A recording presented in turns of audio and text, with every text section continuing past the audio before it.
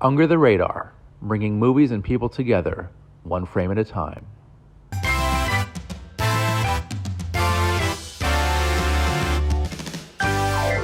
Hey guys, I'm Randy Younger, and this is another episode of Under the Radar, bringing movies and people together, one frame at a time. And with me tonight, a man who needs no introduction, Mr. Matt Roran. Welcome back to the show, sir. Hello, and thanks for introducing me, or else people would be like, "Who is that guy that didn't get an introduction?"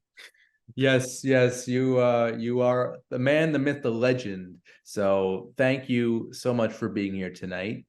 It's Uh, always an honor to be in your presence. oh, sir, thank you, sir. So how's everything going since the last time I saw you?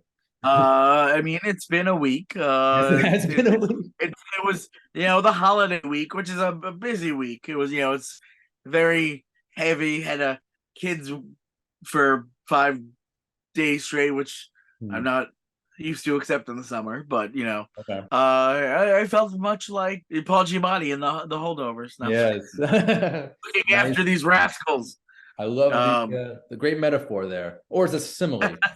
Yeah, I'm happy to hear you had a nice Thanksgiving. I did as well. I actually had two Thanksgivings. One with oh, my dad's side, another with my mom. yeah, And the first one was actually at Ben's in Carl Place, very the nice, very lovely nice. Jewish deli. Had a Hmm. nice corned beef sandwich and some really good coleslaw. I think it's the best coleslaw I've ever had in my life. It was just perfect. And then saw my mom the next day and had a real home cooked meal with her. And yeah, just a really good time had by both sides of the family. Saw, Excellent. my stepmom, my stepbrother, his girlfriend. It was great. And yeah, it's just just a really good excuse to overeat. And I did it 2 days in a row. So I'm still paying Wonderful. for it. Yeah. I was so full from Thanksgiving at my parents' house on Thursday that I feel like I really only like started eating again actual like meals yesterday.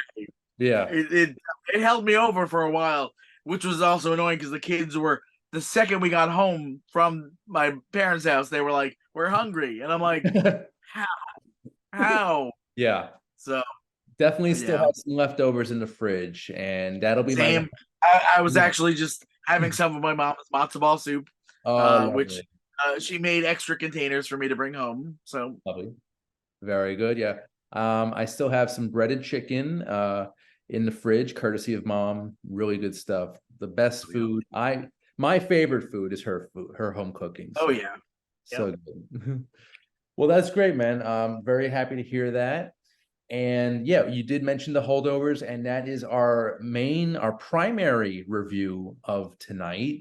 The movie is directed by the great Alexander Payne, and it is written by David Hemmingson.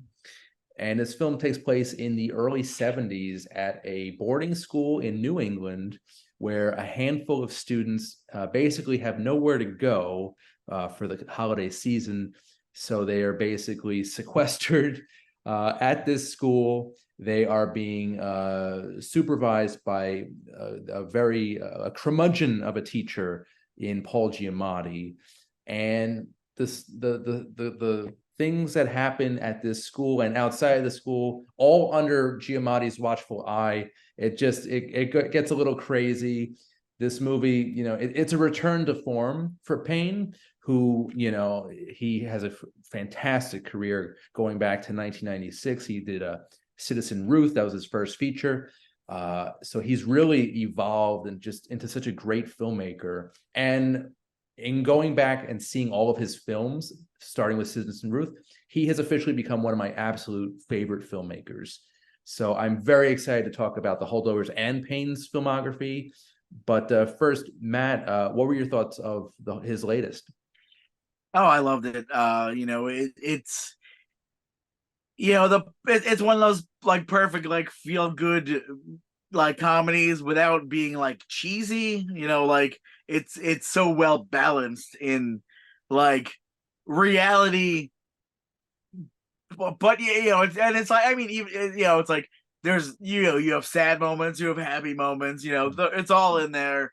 Mhm. I love movies like this. I mean, I always have the typical you know elderly man, child, not child, but like young adult, uh you know uh forming that connection, everything from, well, I mean, it doesn't always have to be a man either, because you go back to like Harold and Maude, but it's just, it's watching a mutual respect grow in Right. the younger and the older generations, You know what? especially when the character's such a curmudgeon.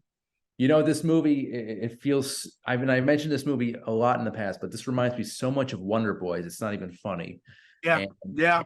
I And mean, we're just talking about Wonder Boys two shows ago. indeed, I can't talk about it enough. Like, I love it that Yeah, yeah, much. definitely had vibes like that, and it felt not only like, as a period piece, it felt like a movie that was made in the 70s. Yeah.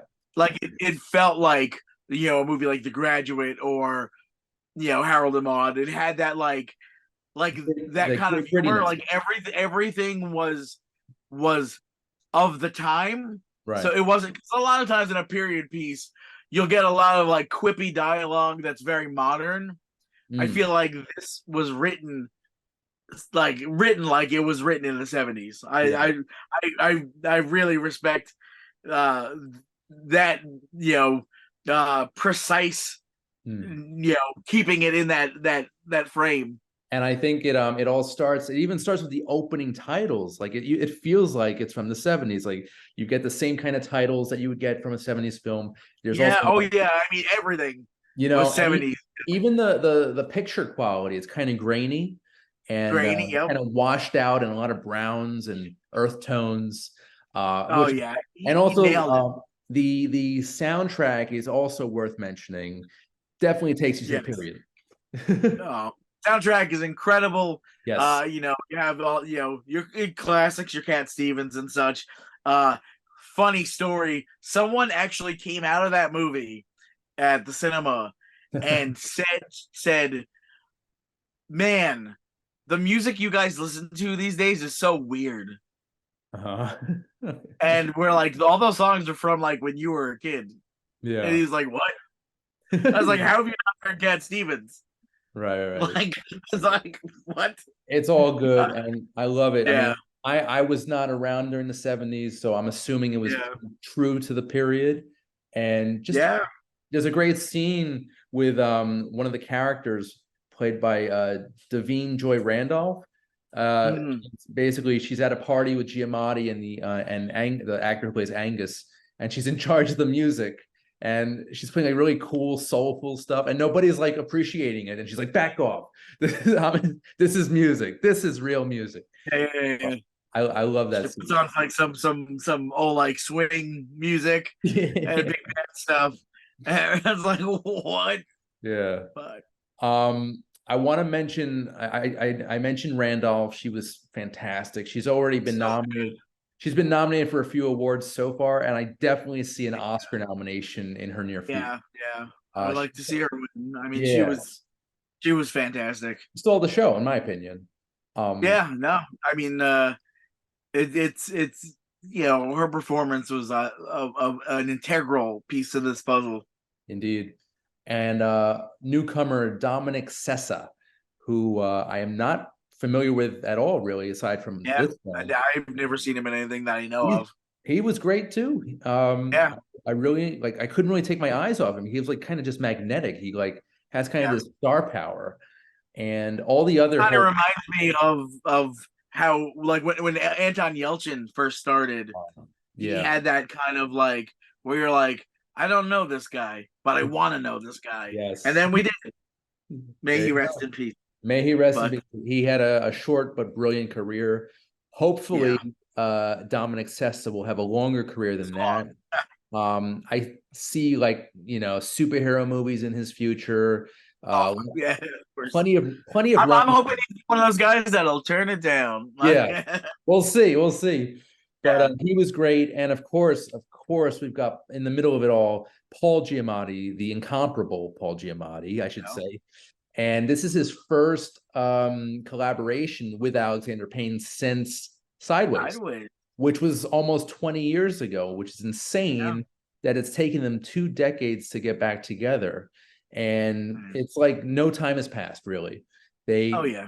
I can just tell they have a great chemistry, filmmaker actor relationship. And it really shows because the directing and the acting in this film is pretty much flawless, I'd say. Yeah. And Giamatti can do no wrong. He's always been reliable in everything he's done. So he was perfectly cast here. I don't know if any other actors were considered, but I'm really glad that Paul was in the film for sure. This movie, like I literally just saw it this afternoon, and I'm still smiling about it. I'm still happy. Like the just a really warm, lovely holiday feeling. It's just definite replay value. Can't wait to see it again. Yeah. Oh yeah. Instant classic. This is gonna be, for years to come. This is gonna be the kind of movie we rewatch Thanksgiving. It's earning its place next to Planes, Trains, and Automobiles and Dutch and Rocky. It's I did see the similarities between this and Dutch. This is a much better film, in my opinion, but that's So The Holdovers currently in theaters and might be in my Blu-ray collection in the near future. So definitely. We shall see. I wanted to just go back a bit. I mentioned Alexander Payne's filmography. He started in 96 back with Citizen Ruth, which also had an ensemble cast, and that was led by Laura Dern. I had never heard about that film aside from like 2 weeks ago, and I'm glad I did. Really great film for Payne to kind of get his feet wet with. It's very Payne, but I'd say things really didn't pick up until about Election in '99. It's just one of my absolute favorite movies of all time. It's so good. It's so well acted.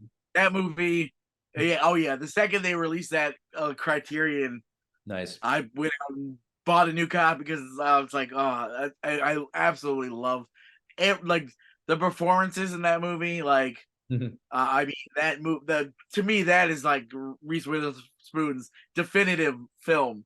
Like everyone's got, they're Legally Blonde and they're,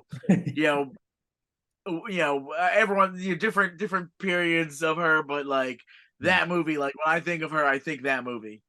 Yeah. I mean, and she was like 19 years old in that, and she showed right away how such great acting chops, and playing against Matthew Broderick.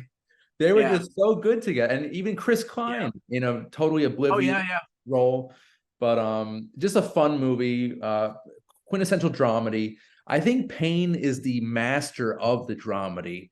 Definitely. If you look at all of his films, so Election was great. That was in '99. He followed that up with About Schmidt in 2002, which started the amazing, the legendary Jack Nicholson, about a guy, an older gentleman. His wife has recently passed, and he's kind of going on this spiritual, existential journey. And along the way, he meets Kathy Bates, who gets naked in the movie. But yes, you get to see her boobs, which is something that I never thought I would see, and I did on the big screen when it came out. I saw that in theaters. And was like, whoa, what? Yeah, we all did. And I think that was one of the most memorable aspects of the film was a naked Kathy Bates. But whatever.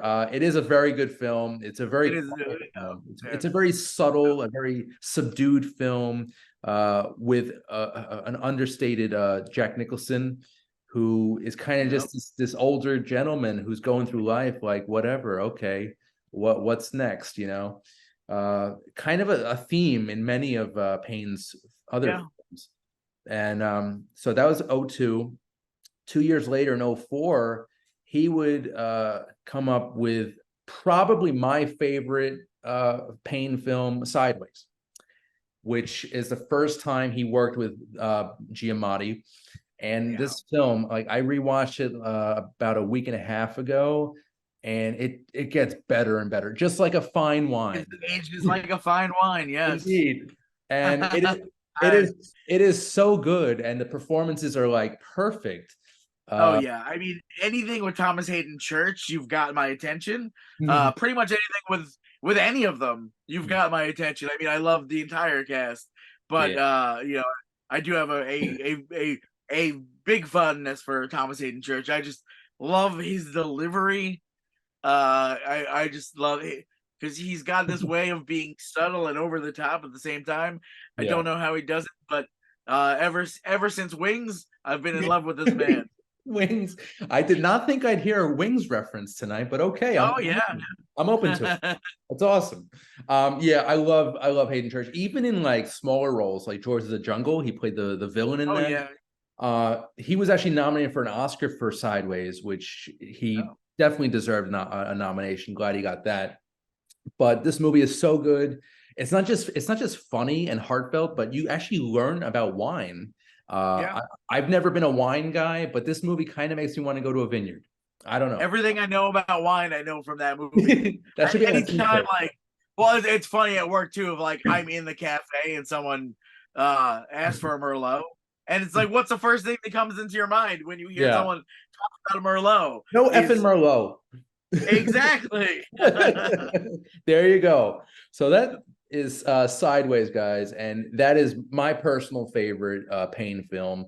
So great, and it is actually next year will mark its 20th anniversary. So we may have to. That may be an excuse to talk about Payne some more in a future Under Yep. the Radar episode. So we'll see. All right. So after that, he actually didn't make a film for 7 years after Sideways. That's crazy. So he would, yeah. So Sideways was 04. In 2011, he would come out with another amazing film, The Descendants, starring George Clooney. Basically plays a recently, well, his wife had been in a boating accident. She's currently in a coma, and he's basically trying to deal with everything with his two young daughters. And this movie is, again, so well acted, such a great screenplay. Oh, by the way, Sideways and The Descendants both won Oscars for Best Adapted Screenplay. So, and rightfully so, because the writing in both films is fantastic. And The Descendants is just really heartbreaking. It's kind of funny too in some parts, but it's really the characters that and the performances that really propels it to great heights. What did you think of The Descendants, Matt? Um, I mean, I liked it. It got so much hype when it was out. Yeah. That I think I kind of like was disappointed by it when I finally saw it. I mean, it was like I saw it like a couple weeks in Mm. to its release, and people had hyped it up so much that I kind of was disappointed. But on a rewatch, I really like got into it, and I thought it was definitely one of Clooney's best roles. Yes. You Totally. know, the way he played it. I mean, he's usually like charming. Uh but I mean, in this he wasn't like his character wasn't so charming, but like Mm. there was this heart in it that you like normally don't get. It's like kind of covered, Right. but he's usually very like I guess like very likable. Yeah. And this he's a little gruff. Yeah. Which I guess like the lead men in every Payne movie are they're always a little gruff. Right. Well, they're all very human and Yeah. grounded in Yeah. reality, and Yeah. they're just flawed people. Yeah, flawed human Yeah. beings. And And I feel like that's something that Payne really gets out in his yeah, films that a lot of other people don't really, they don't paint things so human. mhm, And it's good to see Clooney in a role like that where right, it's not so like because I feel like he's always like kind of like mischievous and like what like and this was just kind of like oh he's a person right. like Yeah. It's yeah nice to see him in not like an action role or a goofy yeah comedy or even Batman. yeah He is and I just think like this was Shailene Woodley's first film. Was this oh um, no, was this let me after Fault in Our Stars?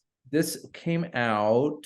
This was her second movie Second movie. after a movie called Moolah. I never heard of Moolah. Oh, okay. I want to know. But yeah, this was like her first like big film Yeah. after like she started out I guess with like Secret Life of American Teenager, and Mhm. she was I think in an American Girl Dolls movie. Yeah. Um, Well, she but definitely like showed like she this like showed, launched her career. yeah. I mean, it's a great Uh, film to do that. Like she was super young, she was a yeah, teenager, and you could really tell even at such a young age that she shows such range and emotions. yeah, Like her mom is in a coma for God's sake, and she's really like yeah, angry about it. And I just love the relationship between the two girls and Clooney. yeah, You believe that they are this family that is going through something just horrific, and you got a beautiful backdrop in Hawaii, which yeah. beautiful setting, horrible events transpiring. Oh, So, and it's also got some other great cast members: Beau Bridges, Judy oh Greer, yeah, Matthew Lillard, and Robert Forster. yeah. So, yeah, Payne definitely attracts strong casts, which is great. He has a As very you should. As you yeah, should. he's got a great I cast. can't imagine anyone being like, I don't want to work with him. Like, Yeah, right. you I think the Descendants might have been after about Schmidt. No, sorry, about after Sideways. It was the first Payne film I ever saw. I think I saw it in theaters too. And uh, I first Payne I saw I guess first Payne movie I saw was Election. I saw mm, that in the theater when it came out.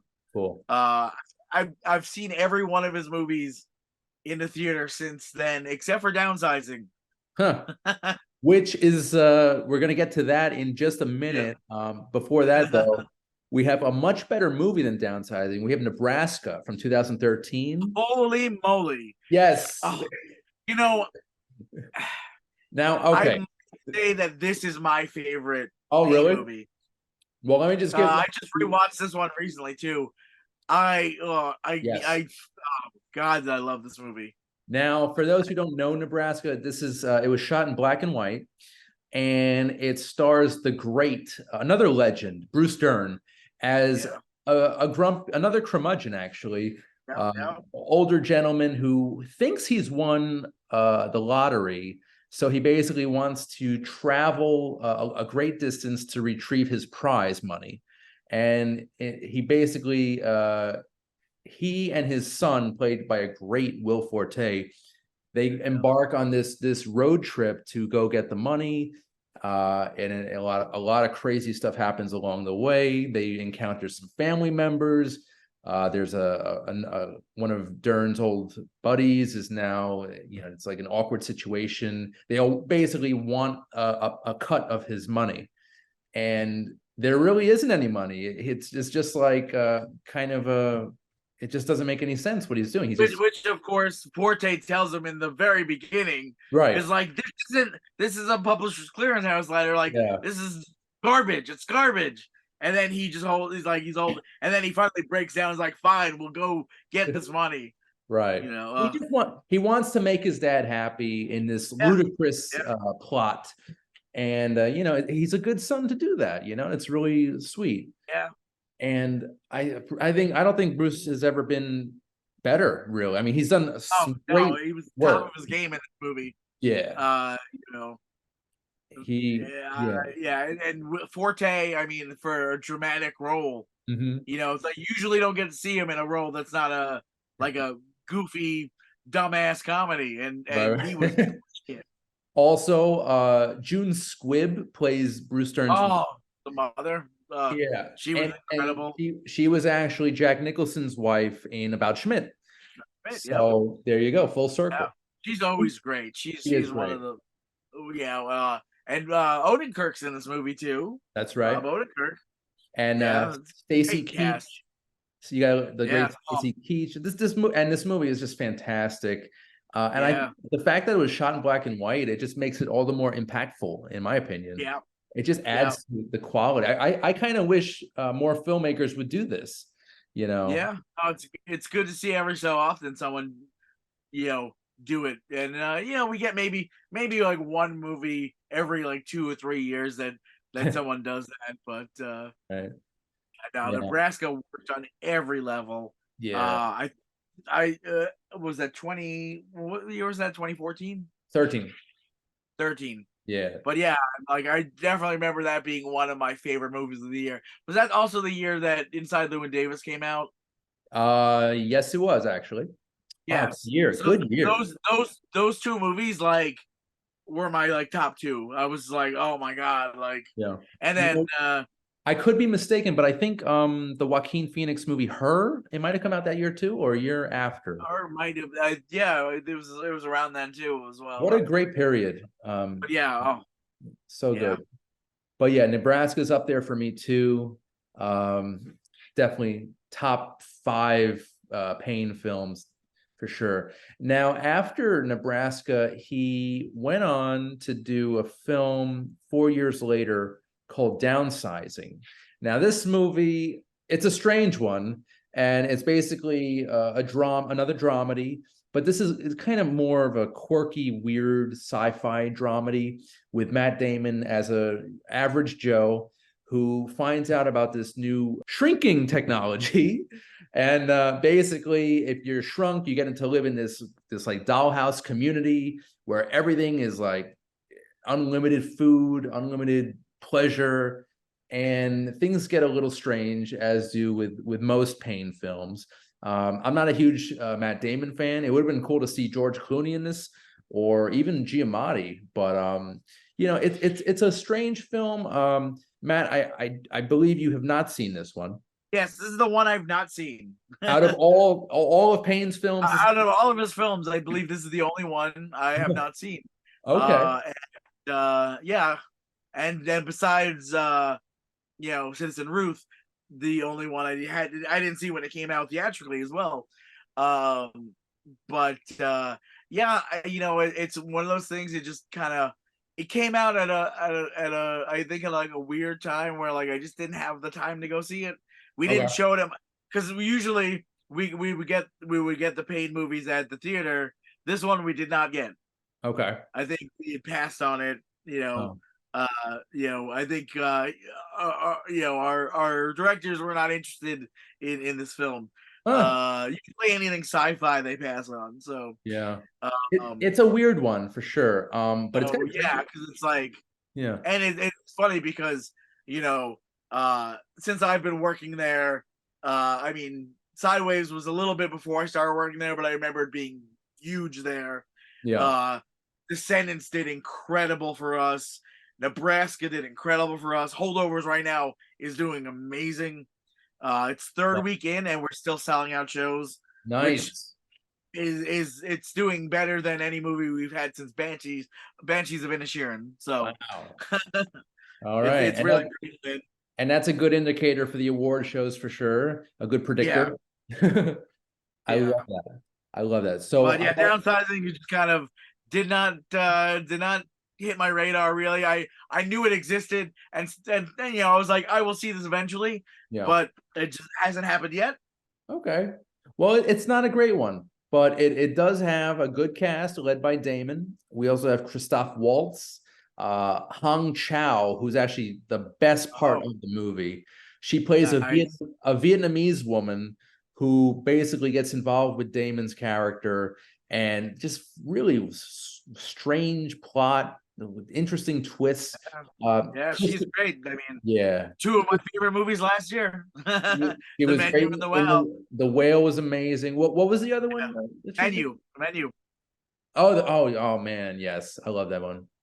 So good. Yeah, and also rounding out the cast for Downsizing is a very underutilized Kristen Wiig, who I think had good chemistry with Damon. Would have liked to see more of that, but whatever. So yeah, I mean, Matt, if you're curious, if you're a Payne completist like me, Alexander Payne's filmography is not complete unless you've seen Downsizing. I recommend it. Nice. Oh, so I may even go back and check out his short films when when he was a Oh, student, because yeah, I want to just see everything this man has done, yeah, and he's just so good. The Holdovers is just another notch on his belt, and I really hope he gets another Oscar for this. I really yeah. I have a feeling this one's gonna be a big contender in the Oscars this year. yeah. We shall see. So overall, Matt, favorite Payne film? I think I'm gonna go Nebraska. It's Nice. it's it's between that and Election, but Okay. I don't know. I just think Nebraska is one of. I mean, that's probably lands somewhere in like my top 25 favorite movies of all time. I mean, I love that movie. I just think it's so like just biting it's perfect.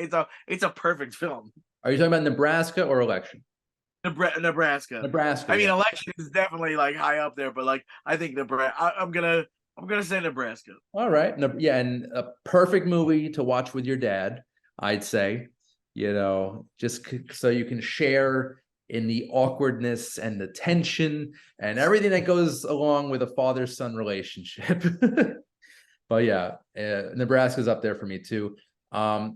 I love Sideways so much. Like rewatching it, it was just such a lighthearted, breezy watch, and the characters just felt real, especially Thomas Hayden Church and Sandra Oh. I love Oh, their relationship. It's so funny. And Giamatti is just ridiculous. I also wanted to mention actually a non-Payne film, which I rewatched as well to kind of get prepared for this episode. American Splendor, pretty good film, I oh, must say. And you also have a curmudgeon in Giamatti. yeah. I think it might be tied with Sideways as the best Giamatti film, in my opinion. But That might be my favorite Giamatti film. Yeah, oh, really? Cool.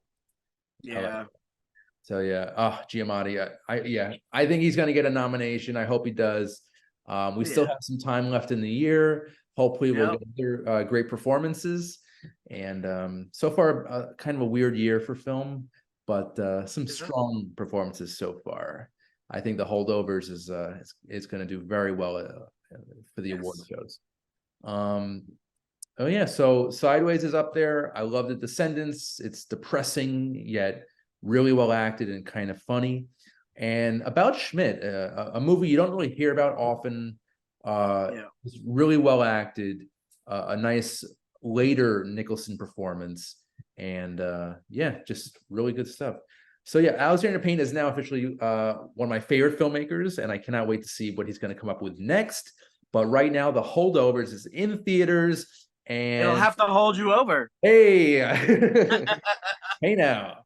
I love it. I love it. Yes, it'll hold you over until award season. So check that out. Holdovers in theaters now. And Matt, we have come to the time of plugs. How's everything going at Pickle Island? How's the Cinema Arts Center? Pickle Island. We're in our winter lull, but that doesn't mean you can't stop by and get yourself some pickles. We all now also have for the holiday season. We have for homemade eggnog and ice cream as well. Different, just a couple different flavors. There's a French vanilla. There's a like mocha. There's a couple Okay. different flavors, but How's the pickle ice cream? I've not ventured into that. That's a little out of my range of experimentation, but I Okay. hear it's very good. Okay. Uh, and yeah, so that's going on in Pickle Island, and then Saturday nights at 9:30 at the Cinema Arts Center. Cult Cafe is always going on. We start our December this week with Beetlejuice. Oh, Uh, wow. an absolute classic. Yes. We're doing 1978's Invasion of the Body Snatchers. Oh, nice. We got Shane Black's Kiss Kiss Bang Bang. Oh, yes. Awesome movie. And Awesome. then the New Year's Eve uh, Treasure 200 Cigarettes Oh, with an nice. all-star cast from 1999, taking place the New Year's Eve of 1981. It is just a fun little ensemble Yes. film. Great cast. Great cast. Yeah. That's led by Christina Ricci, right? Yeah. You got Christina Ricci. You got both Afflecks are in it. Martha Plimpton, Right. uh, in one of her great film roles outside of the 80s. but of course playing the 80s. No. Janine Garofalo, Paul Oh, Rudd, Dave Chappelle, nice. Courtney Love. Oh, wow. Courtney Love, Yeah. crazy, crazy, crazy. Yeah, Yeah, remember when that's a she good was one. acting? She's not bad. I Although remember. technically she was acting before she was in, because she's in Sid and Nancy. Oh, is she? Oh, interesting. Okay. She plays Nancy's best friend in Sid and Nancy, and that was, I mean, like a decade before Hole. No, Gotcha. Yeah, she's not a bad actress. I mean, no. I mean, she's a she was little great in, she was in Man on the Moon, right, the Jim right. Carrey. Yeah, yeah. Andy Kaufman film. She Was played she in his wife was she in The People versus Larry versus Flint? Larry Flint. Yeah, yeah, yeah. Yes. Yeah, Wow. yeah. That's an Okay. incredible movie. Cool. All right. Well, Yeah. sounds like it's a busy week at busy month at the center. Easy Month. Yeah, yeah. I love it. I love it. That sounds good. Cool. All right. And as for me, if you want to check out new episodes of Under the Radar, just stay tuned on Slam Radio on Sirius XM every Thursday at 8 p.m. Eastern, 5 p.m. Pacific.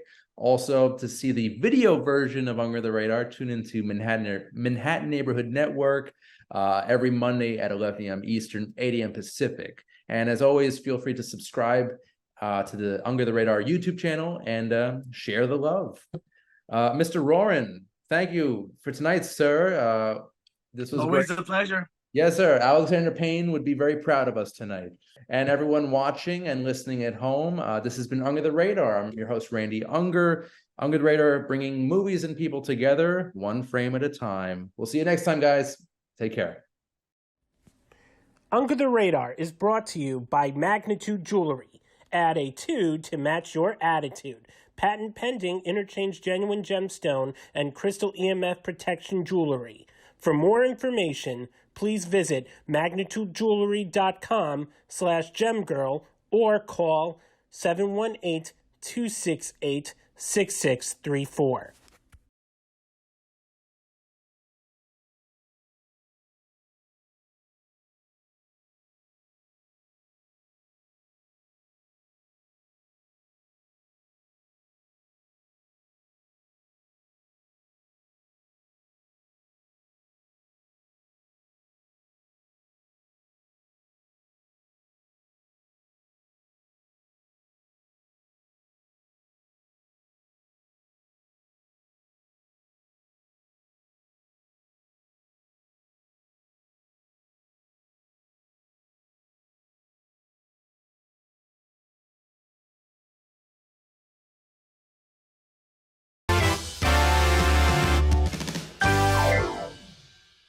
What would you say you do here? Well, look, I already told you. I deal with the goddamn customers so the engineers don't have to. I have people skills. I am good at dealing with people. Can't you understand that? What the hell is wrong with you people? Hey guys, I'm Randy Unger, and this is a special edition of Under the Radar, where we talk all things film and sometimes TV. And with me today, I have celebrated actor, Mr. Richard Riehle. Richard, hello, welcome. Well, thank you. Thanks. Great to be here. Yeah, this is very exciting. You are currently promoting the new horror thriller film, Digging to Death. And I saw it last night. It's very interesting, very weird, but yeah. So I was just curious, how did you get involved with this film? That's a good question. A lot of times I don't know precisely. A script will come to me and I'll read it, and if something attracts me to it, I'll say, okay, let's talk about doing this. And this was one of them. It was just I love the fact that you never can tell what the lead character's response is going to be to any person that comes to his door, essentially. and that the fact that in the end, everything is sort of left up in the air. I think that's a wonderful, wonderful thing as well. Okay. Did you do any special preparation for your role? I tried to stay warm. Speaking of rain, it was a rainy day all the day we shot the three little scenes I did.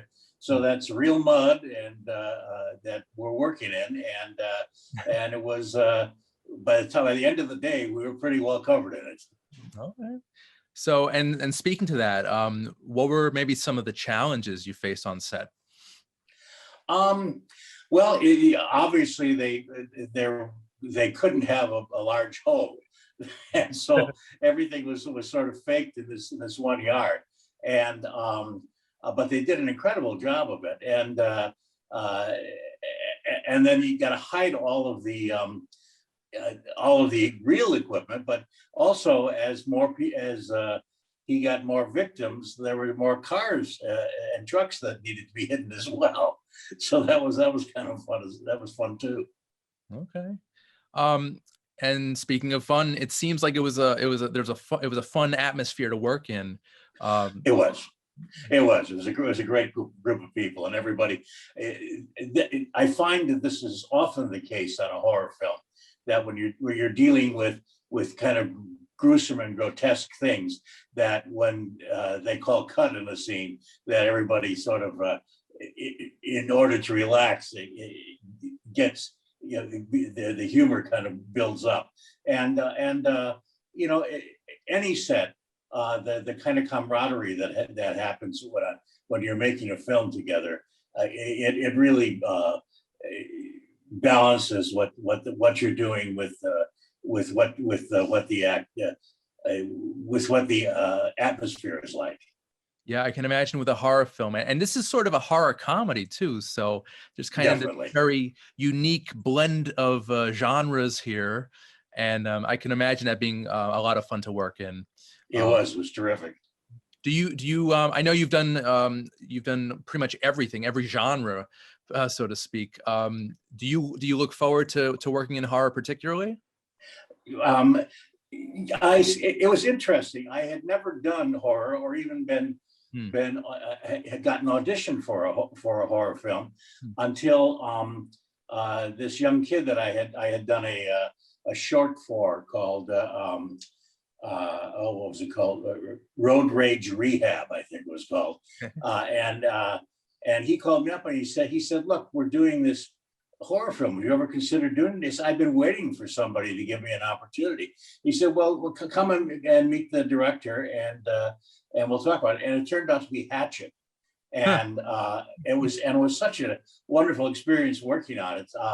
So I mean, I probably would have said yes to many of the horror films I ended up doing anyway.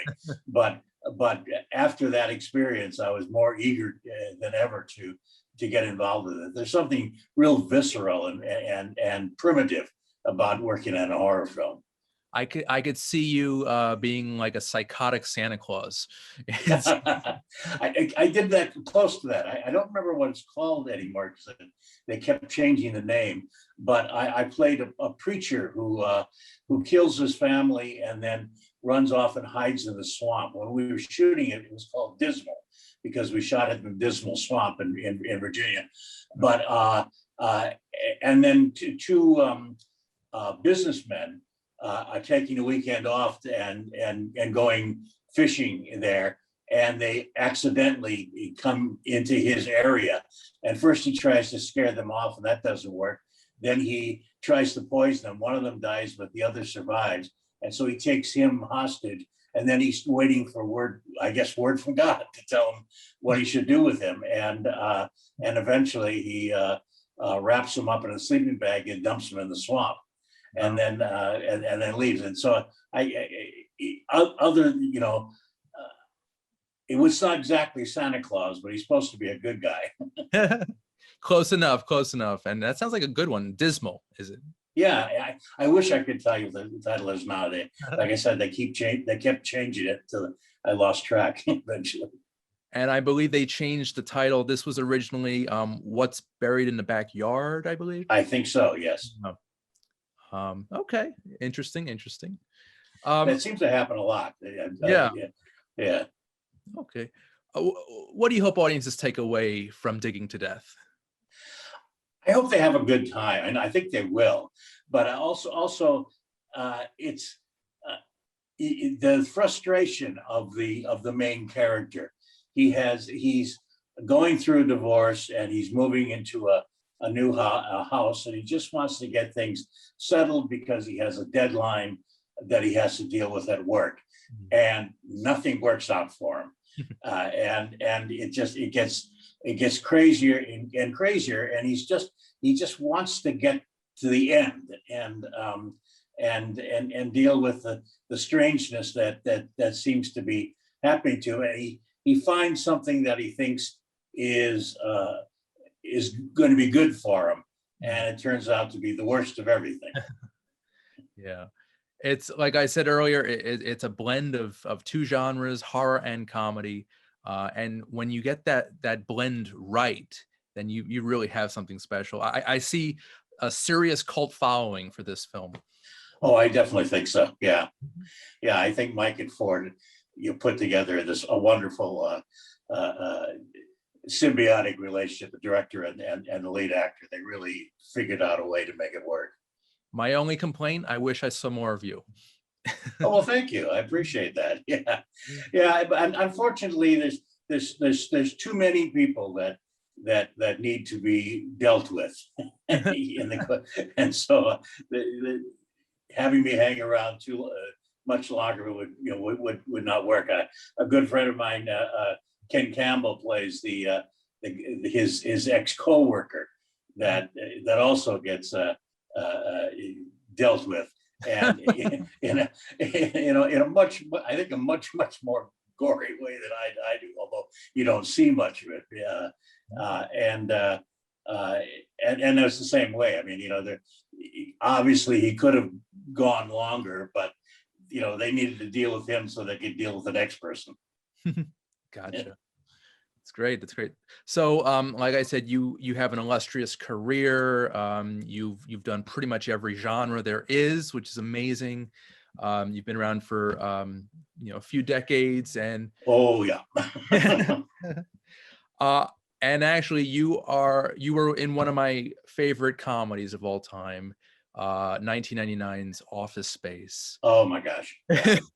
I'm sure you get stopped on the street a bit for that, or still surprisingly, it keeps regenerating. And people that work in offices often refer to it, and if the new person working in the office doesn't recognize the quote, they'll have a screening of it. I've heard of that several times.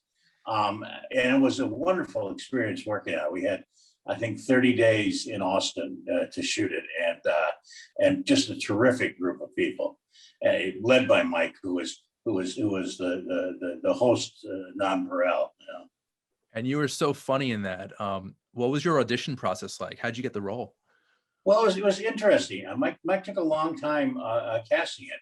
I went in 3 times. The first time I went in, he had me read both for the psychiatrist and for Tom, and then the second 2 times I was just reading for Tom, and then when he had finally put the cast he wanted together, and I think a big part of it for him was people that would enjoy spending time together, and that he would enjoy spending time with, as well as the best actor for the role, and he contacted everybody and said, look, we're going to go to Austin. It's my hometown. We're not going to have a lot of suits looking over our shoulders, but we're going to work hard and we're going to play hard. And I'll take you to the best places to eat in town. I'll take you to the clubs where my band used to play, and we'll have a great time. And we did. It was 30 days of just a treat. Oh my God.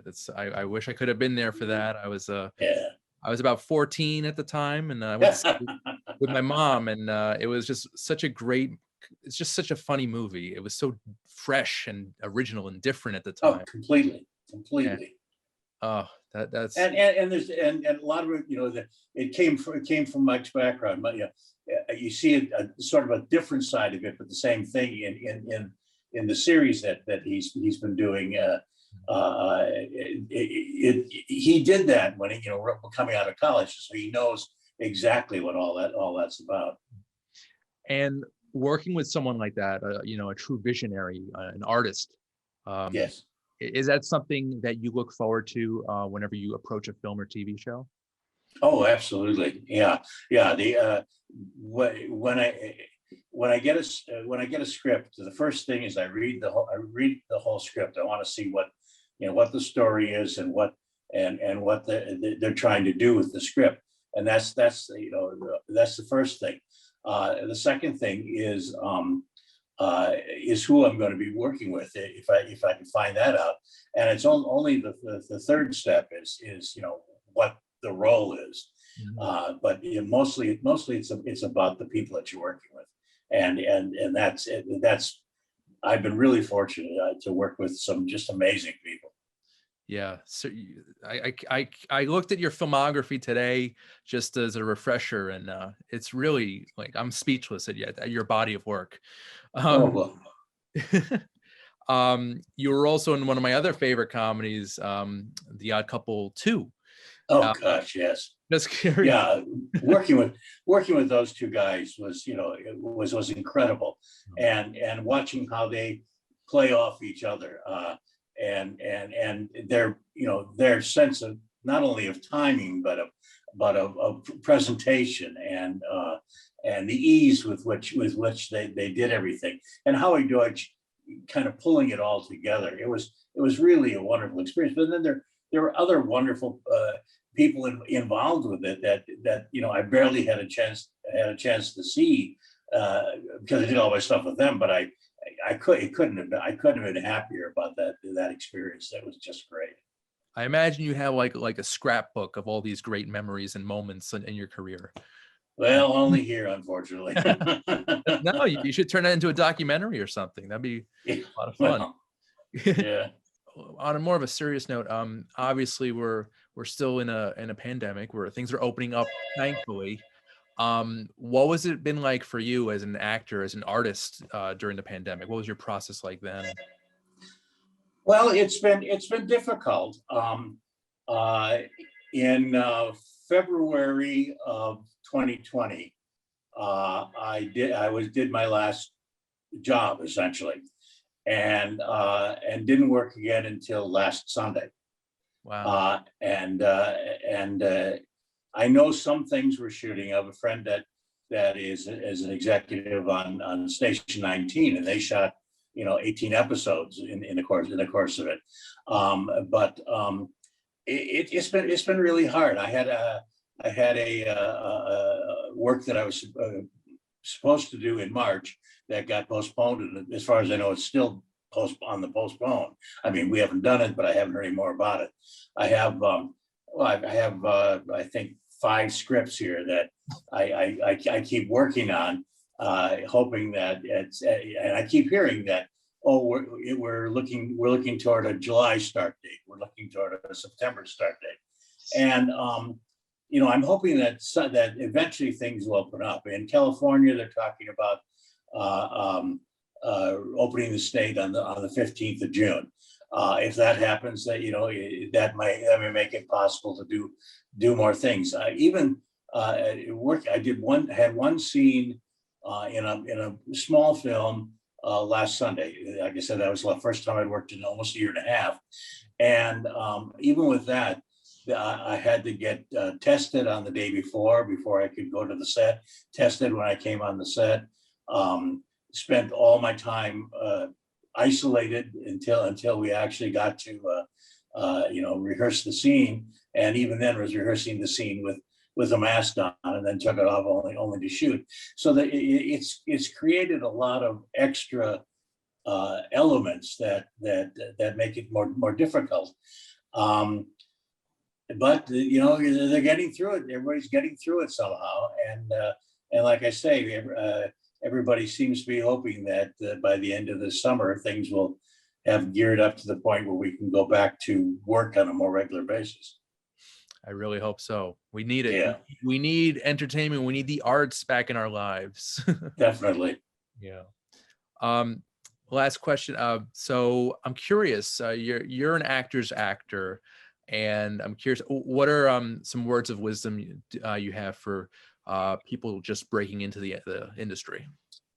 Well, I think the biggest thing is that is never give up. I mean, you just have to keep doing it, and sometimes it's going to be difficult, and sometimes it's going to seem like there's no hope, and then you just have to keep pushing. I think the other thing is it's an old improv trope, but always the answer is always yes. Right. And yeah, yes, or yes, and I thought that helped me. I can think of only 2 or 3 projects that I ever said no to, and again, it was after reading the whole script. I just couldn't see what the point of it was. But you can always find something worthwhile, and something that you can learn, or something that to develop in the course of doing anything. And also it's a great, when you're working, the actually working of it is so exciting that it makes it all worthwhile, everything that you have to do to keep going, I think. Oh, I agree. That's awesome. Good. Are there any projects you're working on now that you can talk about? Well, like I said, things have been pretty much shut down. There's a couple of things that are kind of working their way through into the streaming platforms, I guess, right now. One that what is called Faith-Based, and it's a very funny project, and it was done with some people that I did a horror a comedy with a few years ago called Fear Inc. And this one is not, there's no horror involved in it, so you're safe. It's just it's an hilarious comedy. Then there's another one that just premiered in Atlanta, and I think it's still going to start finding its way on streaming. It's called Moon Manor, and it's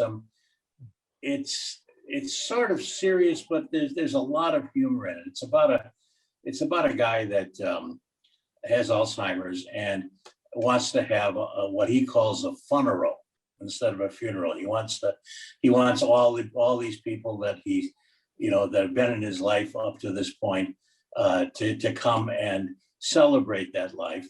And at the end of which he's going to have assisted suicide because he doesn't want to go into the darkness. He doesn't want to get to the point where he doesn't recognize anyone. And I play his brother who's trying to talk him out of that idea. Wow. And then there's another one called The Invisible Mother, which is just beginning to work its way into onto the streaming. And it's again another, it's Friday. It's another sort of a horror comedy. It's about a haunted house. This is the year of horror for you, Richard. I guess so. Although all of these are from at least a year or 2 years ago, having worked on them. Gotcha. And also from a year ago, about a year ago, I actually saw a short film you did, We Love You Not. Yes. That was very funny, very, very smart writing there. Kyle is amazing. He's a young kid in Michigan, and I did another short with him called The Acorn, and he manages to put together these projects and shoot them in Michigan, and he ends up getting access to just amazing places. We shot that at a bed and breakfast in somewhere near Kalamazoo. I can't remember the exact town in Michigan. And the woman who runs it believes in little elves that live on the land around where this bed and breakfast is. And for the most part, those are the sort of people that usually come there. and somehow he found her, and she agreed to let us use the main house to do this film. Acorn they shot in an old theater in Kalamazoo. It was an amazing location, and but yeah, he's quite a bright kid. There's a lot of, he's got a couple other films. He got one called September Girl that came out recently. That's a baseball film, and then he's got a football film too. I can't remember what it's called. He usually about once a year he gets them a short put together. He has a very good eye. Very, I like it a lot. It was such a Good. really funny premise. And you were perfectly cast, and just good work on that one. Well, he threatened that he wrote it for me, so I had no choice. No pressure, right? Right. All right. So Digging to Death premieres on DVD and digital June 1st from Uncorked Entertainment. Richard, really, I want to thank you so much for your time tonight. This was amazing. Well, thank you, Randy. Yeah, honor to meet you, and thank you so much for all of your work over the years, and keep going. It's awesome. I'm trying. Great. Well, guys, I'm Randy Unger. This has been Under the Radar, and thanks so much for watching. See you next time.